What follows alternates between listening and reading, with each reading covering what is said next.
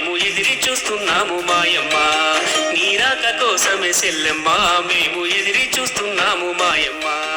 నువ్వు రాని లోటు ఇంటిల్లి పాదికి గుండెల్లకు ముదాయ చెల్లెమ్మ, అడుగు పెడితే సెల్లె నా ఇంటిలో కలిసినట్టుందమ్మ సిరిజల్లులో వెయ్యి జన్మలైనా తోడు ఉండే అన్నను నా గారాల పసి పాపవే.